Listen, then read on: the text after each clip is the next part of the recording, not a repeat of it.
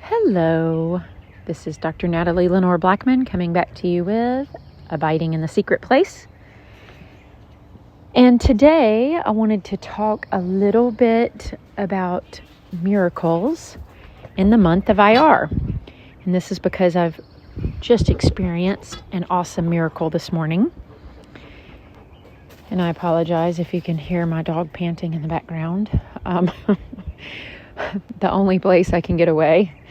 But this morning today marks the second day of Iyar, and we talked about this being a linking month, the month between Nisan, which we celebrate the Feast of Passover, linking us into the month where we celebrate Pentecost. And this month represents healing, natural healing. This is when the Father revealed himself as Yahweh Rapha to the Israelites in the desert. Okay? And I have a really awesome story. I guess I would say when things like this happen, they're signposts. Okay? So I always see them as like if you're driving down the road and you had a big billboard sign, with flashing lights, hey, going the right direction. Hey, you're on the right track. And when I started following the Hebrew calendar, I used what I called the signpost to remind me and to keep me in check that I am walking in the footsteps of my Father. Okay? Because we talked about each month, as it says in Revelation, is given for the healing of the people and for the nation. So each month comes with something, some revelation, some leaf, right? We talked about the leaf of the tree of life. It comes with some leaf that is designed to help break us out of cycles and move us into a place of healing, restoration, and a place where we're able to abide in the secret place. So, this month is linked with miracles, second day of Iyar, and I wake up to find that this little kitten that was a rescue kitten by one of our technicians, she was brought to us initially. She was very, very tiny, and she wouldn't eat. They had picked her up from the home where the lady was adopting out all of the kittens. All the other kittens were fine, but this one wouldn't eat, so we were tube feeding her.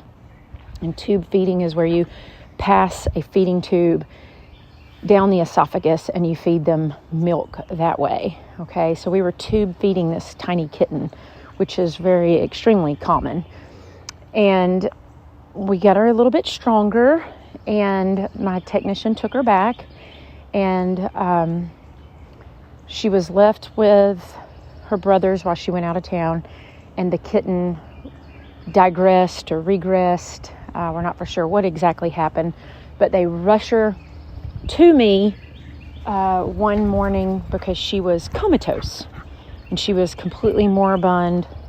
Her brain was basically shutting down from low blood sugar and hypovolemia.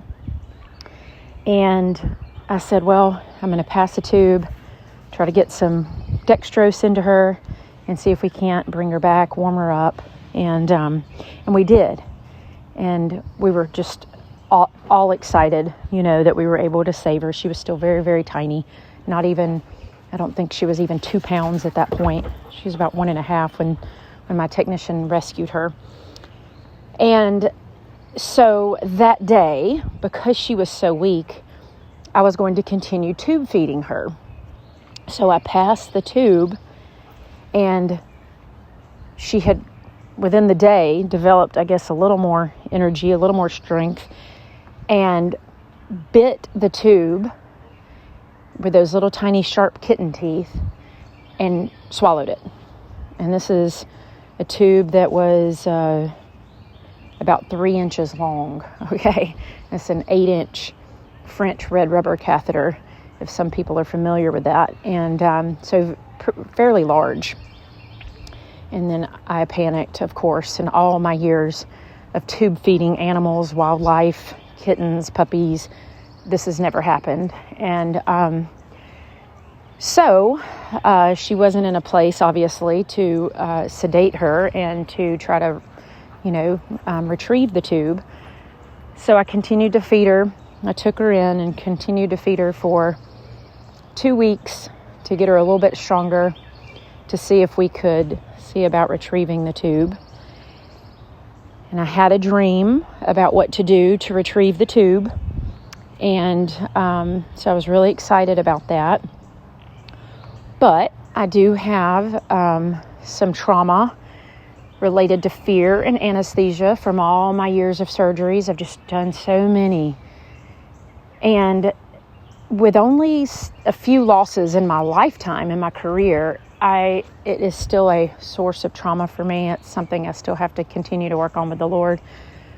But that loss is really hard for me. Even if those animals that were lost were through a shelter or didn't have a home, it's just still something that is unbearable for me to deal with. And so I didn't want to sedate her. She was so tiny. But I did. And I used a much lighter version of sedation than I should have, and it just wasn't enough. So I had to resedate her one more time. And when you do that, it can create an accumulative effect. And the accumulative effect ended up being too much for her. And she actually died during the procedure. And I went into complete freak out panic mode, of course. And thank goodness I had oxygen at my house and everything. And so I put her on oxygen, and I'm doing chest compressions and CPR on her. And I'm praying to the Father to please not let this little baby die. I just can't handle it. And she comes back to life.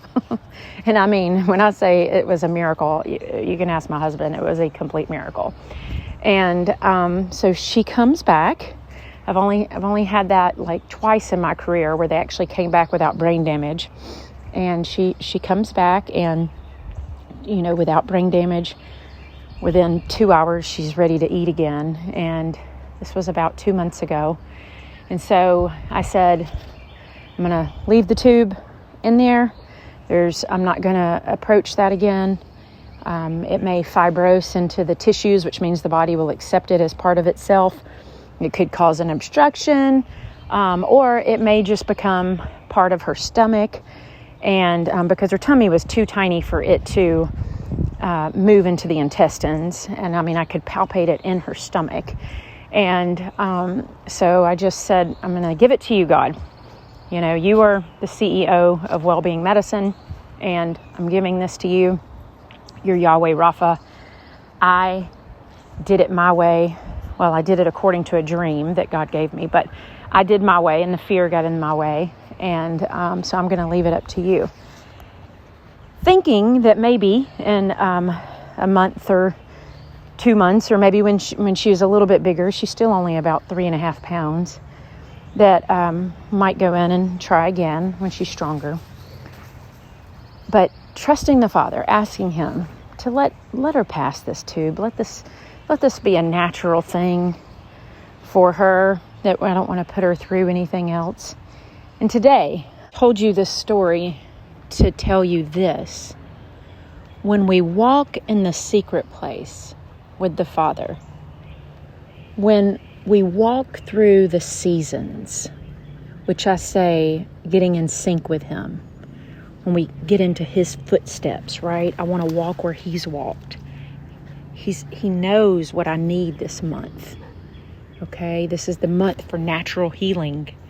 This is the month to break the cycles of disease and cycles of the past, right? The old me would have pursued another surgery on that kitten. That's the self. That's the veterinarian. That's the emergency critically care trained veterinarian, right? I've got to get this tube out. I must get this tube out. This cat will not be able to live this way. It's going to cause so much trauma. It's going to cause so much damage, right? But learn to break those cycles with the Father, walking through the seasons. And by breaking those cycles,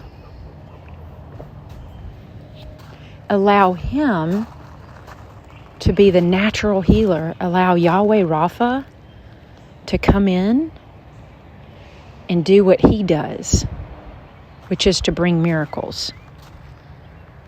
On the second day of Iyar, she passed the tube in its entirety. I was absolutely blown away, as that has probably taken at least 24 to 36 hours to make it through her GI tract, and she has not had any signs of distress, no abdominal discomfort, no lack of appetite, no vomiting, or no diarrhea. She just pooped the tube perfectly. I want to read you a very important scripture. 2 Chronicles 16:9 in the Amplified. For the eyes of the Lord run to and fro throughout the whole earth to show Himself strong in behalf of those whose hearts are blameless towards Him. God is searching the earth for the people that are communing with Him. He's searching the earth for the people that are resting in the secret place, under His wing. The people that rely on, trust in, look to, commune with Him. Why is He looking for those people? Because He needs to work through them or through us. Okay? Luke 12:42 in the NIV says, "And the Lord answered, Who then is the faithful and wise manager, whom the master puts in charge of his servants to give them their food allowance at the proper time?" And that's taken out of a parable, but He's saying, who can I depend on? Right? The Passion Translation says, "A master will delegate authority in his house to a trustworthy and thoughtful manager who understands his master's desires. And the household manager will serve others what they need at exactly the right time." The Creator of heaven and earth is looking for someone He can work through, someone He can depend on when the chaos and the storms of life are operating in the natural. He's looking for the people that He can depend on to help those in need, to help those that haven't found the secret place. That I get speechless when I even think about that. So getting into this secret place now, learning how to abide in the secret place now, letting God be the gardener of our heart, of our garden, of our soil, of our soul now, so that we can produce a harvest when it's needed, is absolutely mind-blowing to me. But that's why these signposts are so important. That's where the times where the miracles come forth, okay? The miracles come forth when we rely on, trust in, believe in Him, and allow Him. We don't put limits on Him, and we allow Him to work through us. Okay, I hope you have a great day, and I'll talk to you soon. And remember, if this blessed you, hit the